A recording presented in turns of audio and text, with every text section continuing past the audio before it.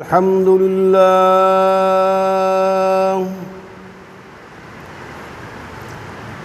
الحمد لله وكفى وسلام على عباده الذين اصطفى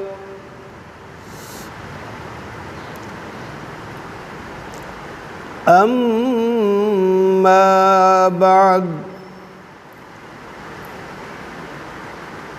قال الله تبارك وتعالى في القرآن الكريم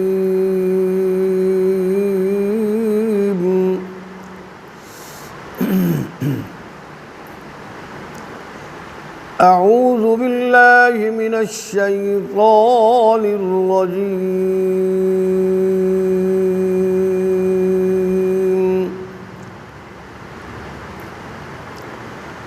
بسم الله الرحمن الرحيم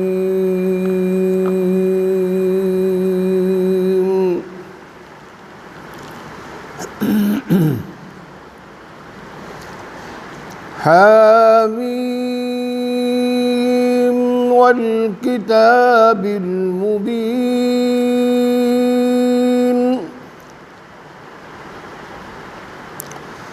إنا أنزلناه في ليلة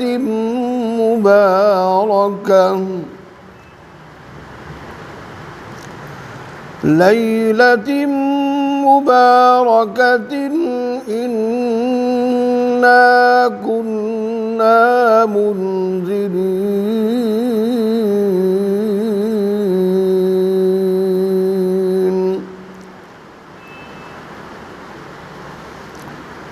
فيها يفرق كل أمر حكيم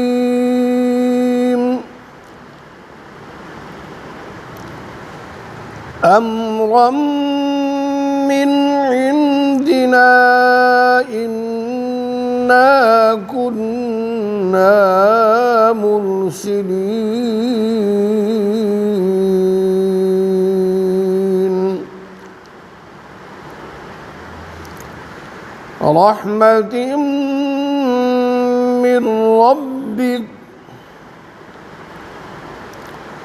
رحمة من ربك إنه هو السميع العليم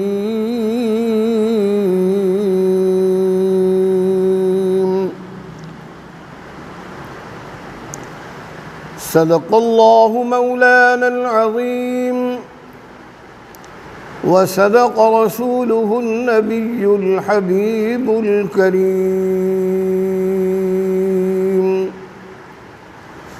ونحن على ذلك لمن الشاهدين والشاكرين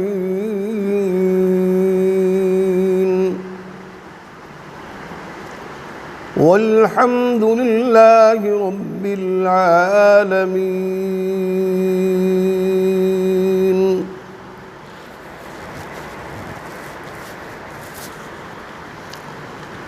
سامعین محترم وعزیز طلباء، گفتگو کے آغاز سے پہلے خالصاً اللہ کی رضا اور خالصاً اللہ کی عبادت کی نیت سے آقائے نامدار تاجدار مدینہ محمد عربی صلی اللہ علیہ وسلم کی ذات اقدس پر نماز والا درود ابراہیمی بلند آواز سے تلاوت فرمائیں۔ اللہم صلی علی سیدنا و مولانا محمد وعلى آل سيدنا ومولانا محمد كما صليت على إبراهيم وعلى آل إبراهيم إنك حميد مجيد اللهم بارك على محمد وعلى آل محمد كما باركت على إبراهيم وعلى آل إبراهيم إنك حميد مجيد.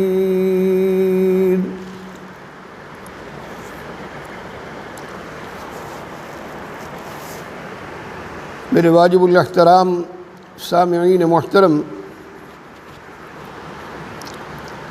آج کے خطبہ جمعۃ المبارک میں سورہ دخان کی ابتدائی چند آیات آپ حضرات کے سامنے تلاوت کی گئی ہیں۔ دعا فرمائیں کہ اللہ تبارک و تعالی ان آیات کریمہ کا مفہوم و معانی ہمیں دل کی اتھاہ گہرائیوں سے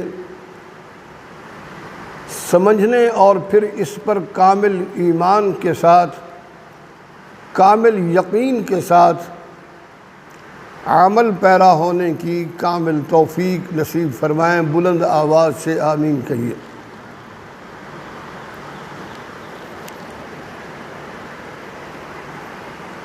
حضرات گرامی،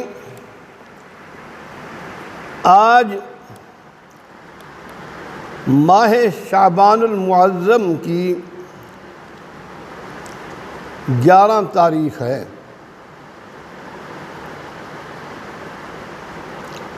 اور ٹھیک 3 دن بعد 15 شعبان المعظم کی رات، جسے ہم عرف عام میں شب برات کہتے ہیں،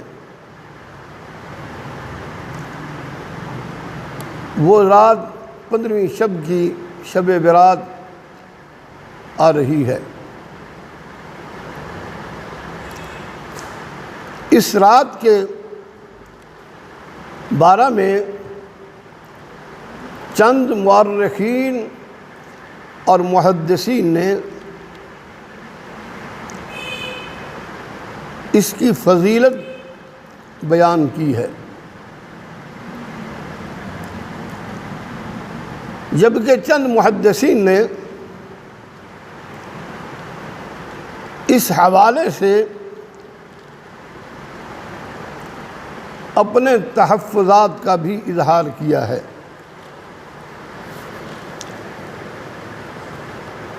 لیکن یہ ایک علمی اور تاریخی بحث ہے، اس پر علماء حضرات ہی بہتر انداز میں ہی اظہار خیال کر سکتے ہیں۔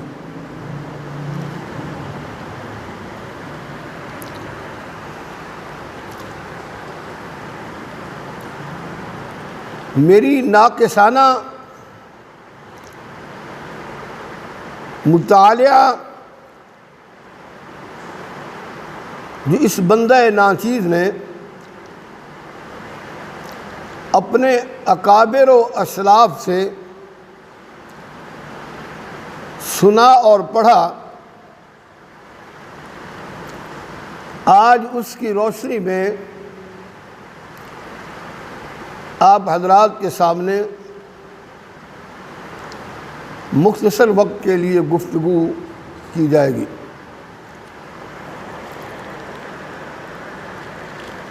شب برات شعبان المعظم کے مہینہ میں آتی ہے، یعنی کہ 15ویں شب کو شب برات ہوگی۔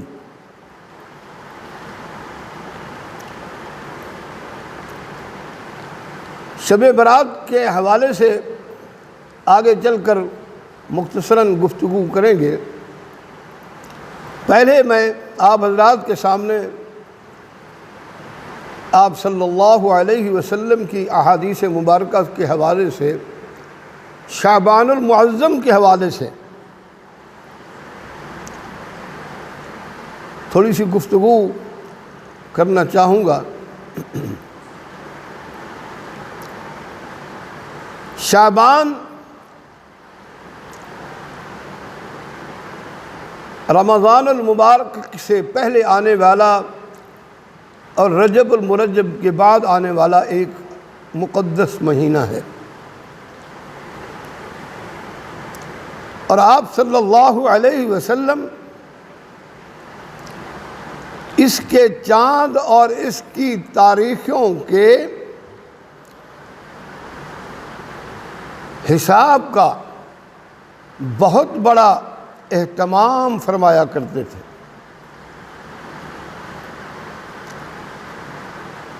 اس کے چاند اور اس کی تاریخوں کا حساب لگا کر خوب سے خوب تر اہتمام فرماتے۔ سیدنا حضرت ابو ہریرہ رضی اللہ عنہ سے روایت ہے، وہ فرماتے ہیں کہ اللہ کے رسول صلی اللہ علیہ وسلم نے فرمایا کہ شعبان المعظم کے چاند کی تاریخوں کو خوب اچھی طرح سے محفوظ رکھا کرو۔ کیا فرمایا؟ کہ شعبان کے چاند کی تاریخوں کو خوب سے خوب تر اچھی طرح محفوظ رکھا کرو، تاکہ رمضان المبارک کی آمد کا حساب لگانا ہمارے لیے آسان ہو سکے۔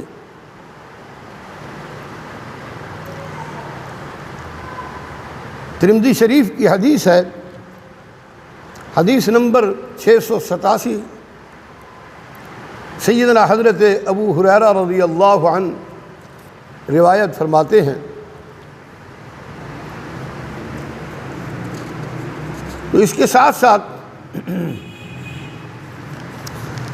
اور بھی متعدد روایات آپ صلی اللہ علیہ وسلم سے روایت کی گئی ہیں۔ آپ صلی اللہ علیہ وسلم شعبان المعظم میں کثرت کے ساتھ روزے رکھتے تھے، یعنی کہ رمضان المبارک کی تیاری شروع کرتے تھے۔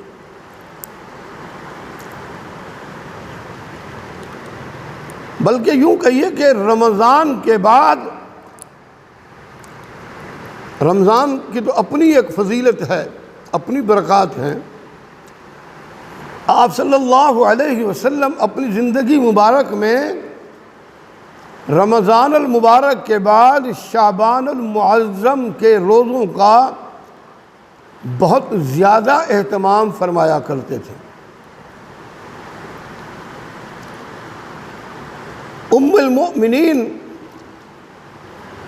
سیدہ عائشہ صدیقہ رضی اللہ عنہا روایت فرماتی ہیں کہ اللہ کے رسول صلی اللہ علیہ وسلم جب روزے رکھنا شروع فرماتے تو ہم سمجھتے کہ آپ صلی اللہ علیہ وسلم اب روزے رکھنا ختم نہیں فرمائیں گے، اور جب کبھی آپ صلی اللہ علیہ وسلم روزہ نہ رکھنے پر آتے تو پھر ہم سمجھتے کہ اب روزہ کبھی بھی نہ رکھیں گے۔ امی عائشہ رضی اللہ عنہا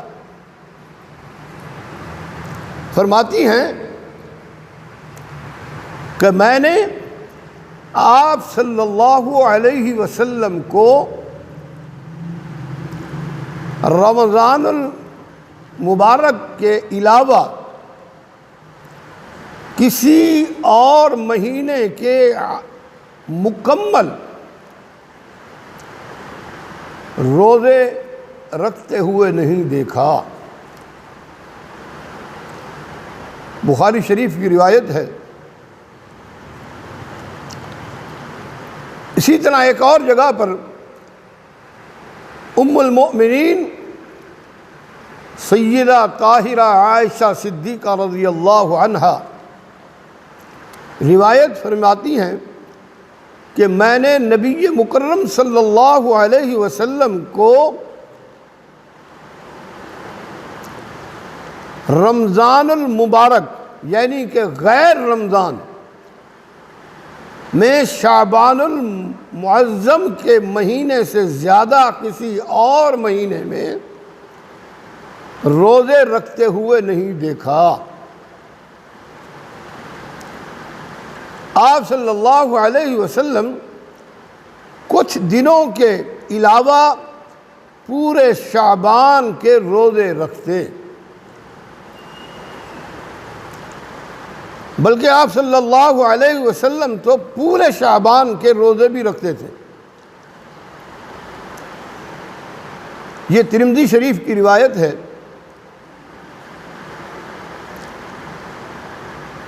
یہاں پر فقہاء محدثین فرماتے ہیں کہ یہاں پر پورے رکھنے سے مراد یعنی کہ پورے روزے رکھنے سے مراد یہ ہے کہ آپ صلی اللہ علیہ وسلم اکثر شعبان المعظم میں روزے رکھتے تھے، کیونکہ بعض دفعہ اکثر پر کل کا اطلاق کر دیا جاتا ہے۔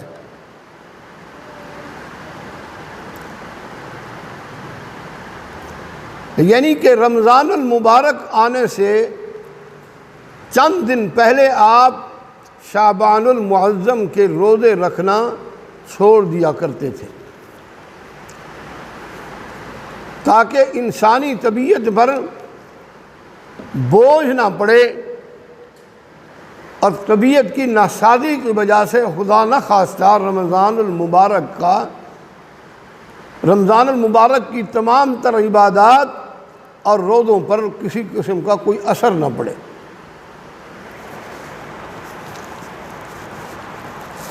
یہ تو ہے شعبان المعظم کی فضیلت کے حوالے سے کہ آپ صلی اللہ علیہ وسلم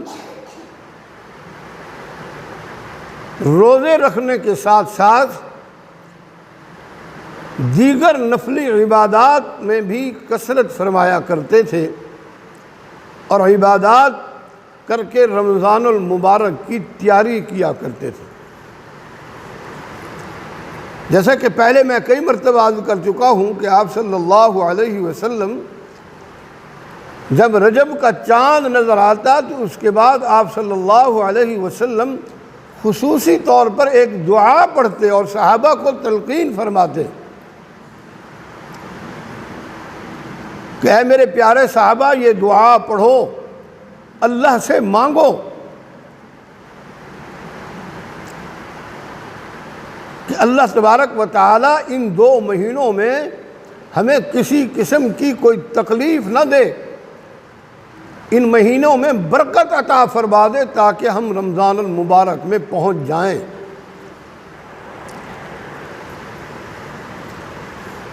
اور پھر شعبان المعظم کے حوالے سے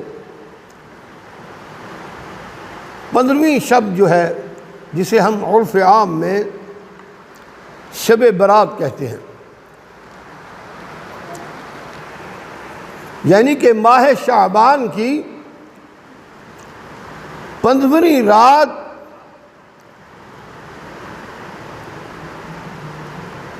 فضیلت والی رات کہلاتی ہے۔ احادیث مبارکہ میں اس کے فضائل و مناقب وارد ہوئے ہیں۔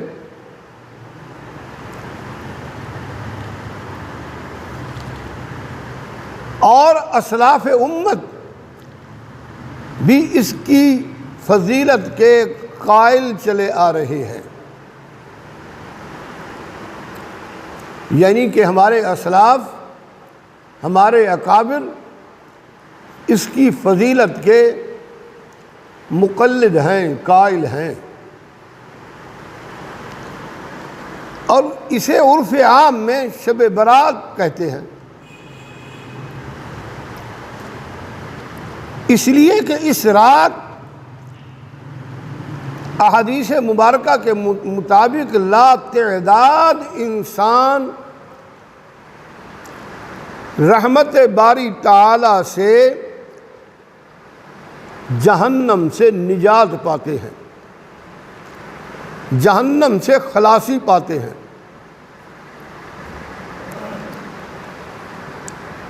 لیکن شب برات کے متعلق بعض لوگ افراط و تفریط کا شکار بھی ہیں، وہ اس بارے میں مکمل انکار کرتے ہیں، لیکن شب برات کے حوالے سے ہمارے اکابر و اسلاف کا معتدل نظریہ یہ ہے کہ شعبان کی اس رات کی فضیلت احادیث نبویہ صلی اللہ علیہ وسلم سے ثابت ہے، اس کا انکار ممکن نہیں۔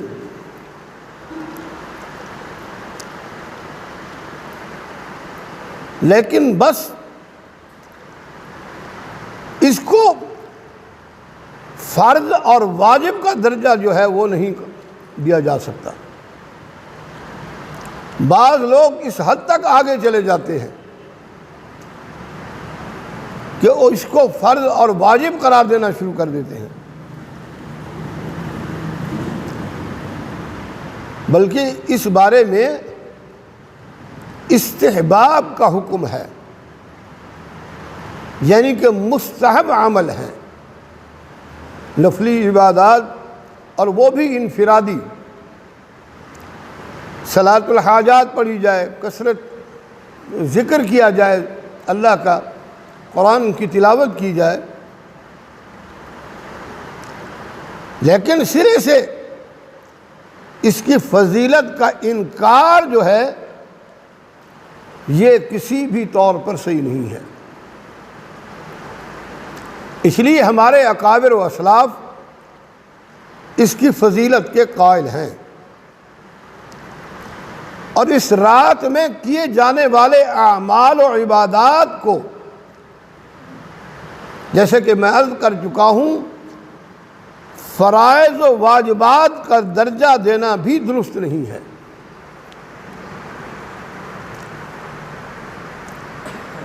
ہمارے بعض نادان دوست ہر معاملے کو واجب اور سنت بنا کر پیش کرتے ہیں، اور پھر بعض دفعہ تو بٹھائی پر اتر آتے ہیں۔ بہت سارے ایسے بدعات اور رسومات ہیں جن کو وہ سنت سے بھی زیادہ افضل قرار دے کر اس کو منانے کی کوشش کرتے ہیں، جیسا کہ اب رجب اور مرجب کا مہینہ گزرا ہے، 27ویں رجب کو کہا جاتا ہے کہ جناب اسی رات کو معراج ہوا تھا، حالانکہ حدیث شریف میں کہیں ثابت نہیں، نہ رجب کا مہینہ ثابت ہے۔ معراج کا انکار کرنے والا کافر ہے، معراج برحق ہے، اور آپ اللہ تبارک و تعالی نے آپ صلی اللہ علیہ وسلم کو معراج کرایا، اپنے ہاں سدرۃ المنتہا پر بلایا۔ قرآن حکیم میں صرف انتہائی مختصراً انداز میں ذکر ہے، باقی آپ صلی اللہ علیہ وسلم نے جو اپنے معراج کے واقعات کو بیان کیا ہے وہ اپنی لسان مبارک سے خود بیان کیا، مشاہدات کو بیان کیا۔ یاد لوگ رجبی کے نام پر مناتے ہیں اس کو، تو بہرحال یہ ضمناً بات آ گئی۔ تو یہ شعبان کی جو رات ہے، یہ رات 14 شعبان 14 تاریخ کے سورج غروب ہونے سے شروع ہو جاتی ہے۔ 14 شعبان المعظم کو جب سورج غروب ہوگا تو 15 شعبان کی رات شروع ہو جائے گی اور صبح صادق تک شعبان، یہ 15 شعبان جو ہے شب برات کی رات باقی رہے گی۔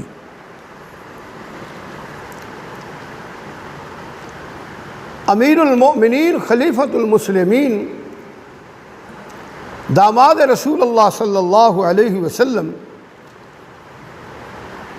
سیدنا حضرت علی المرتضیٰ رضی اللہ عنہ روایت فرماتے ہیں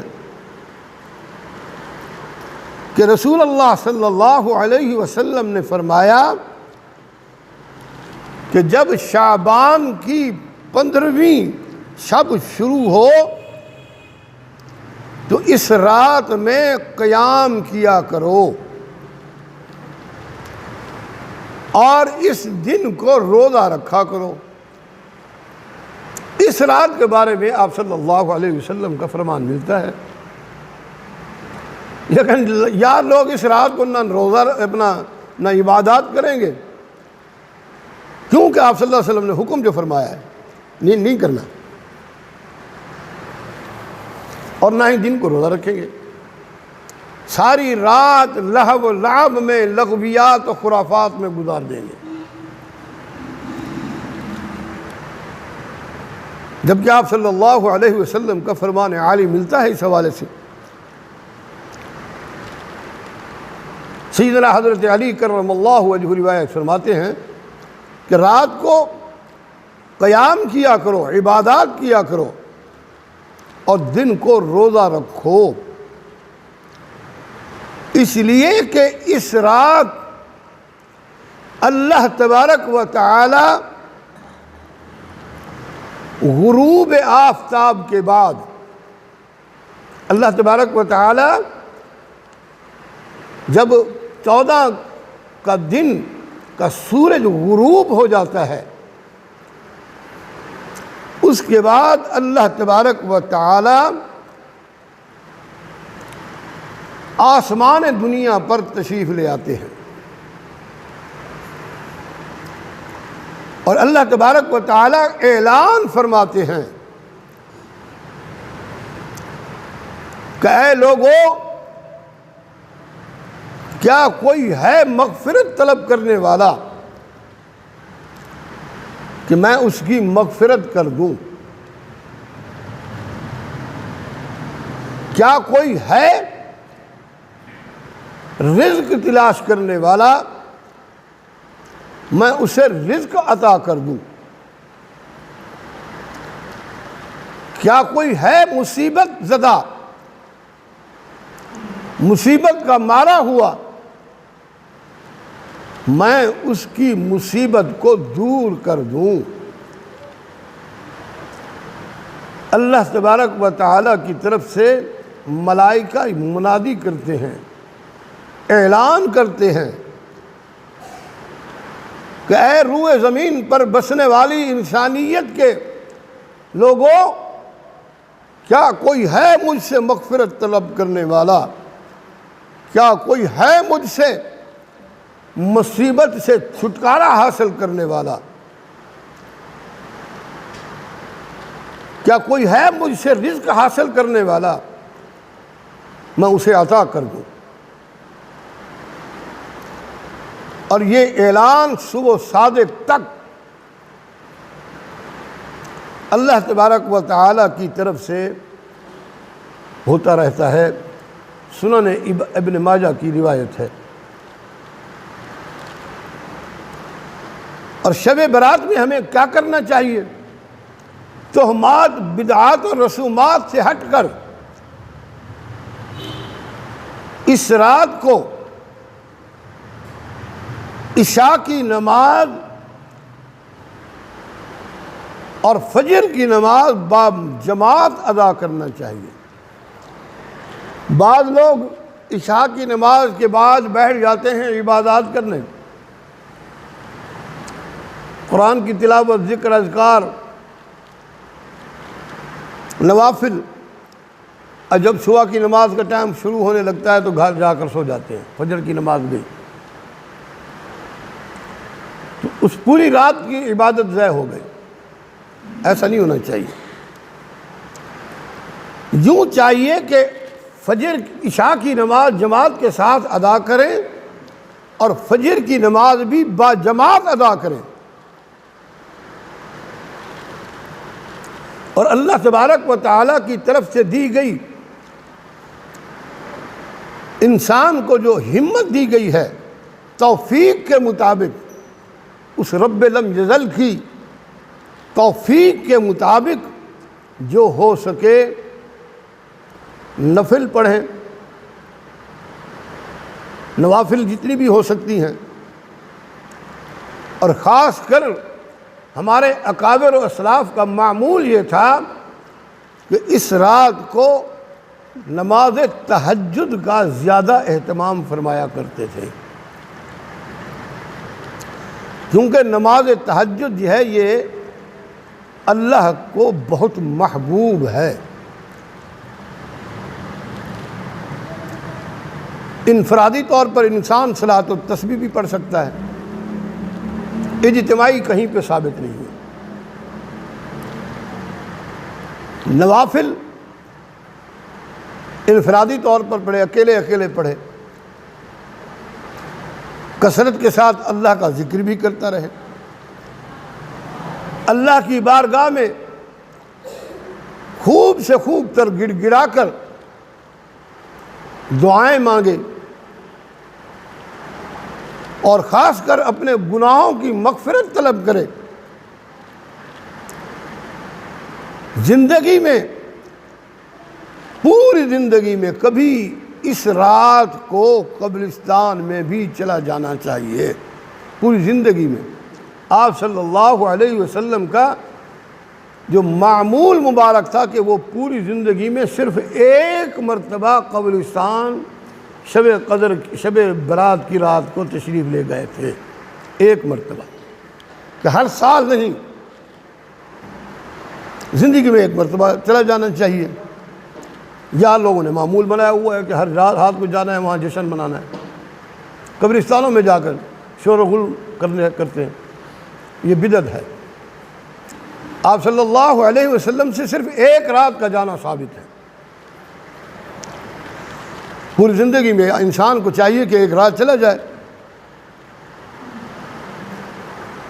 اور اس رات کو اپنے گھر میں یا اللہ کے گھر میں مسجد میں بیٹھ کر، الگ کسی کونے میں بیٹھ کر اللہ کی بارگاہ میں خوب سے خوب تر دعائیں کرے، مانگے، اپنے عزیز و اقارب کے لیے مغفرت کی دعائیں طلب کرے، اپنے لیے دعائیں طلب کرے، جو انسان کو مسائل میں گھرا ہوا ہے، جو انسان ان سے چھٹکارے کی دعائیں اللہ سے مانگے۔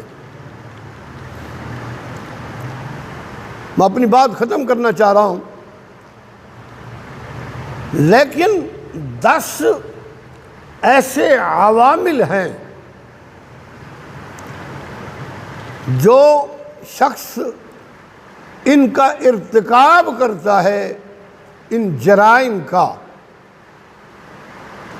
یہ جرم کرتا ہے، اس رات اللہ کی مغفرت سے محروم رہتا ہے۔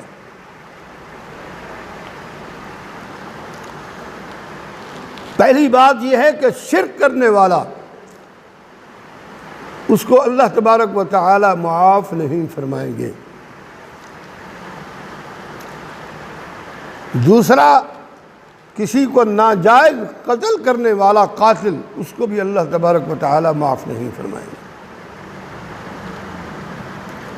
تیسرا، وہ زانی جو زنا کرتا ہے۔ چوتھا، وہ شرابی جو شراب پیتا ہے۔ پانچواں، وہ جو متکبر ہے، تکبر، زمین پر اکڑ کے چلتا ہے، اور چھٹا جو رشوت خور ہے، رشوت لیتا ہے۔ ساتواں وہ انسان جو اپنے والدین کا نافرمان ہے۔ آٹھواں وہ جو اپنے دل میں اپنے مسلمان بھائیوں کے لیے بغض رکھتا ہے۔ اور نواں وہ آدمی جو قطع رحمی کرتا پھرتا ہے، آپس میں ایک دوسرے کو، بہن بھائیوں کو، رشتہ داروں کو لڑاتا رہتا ہے، اور اس نے اپنا ایک زندگی کا یہی مشن بنایا ہوا ہوتا ہے۔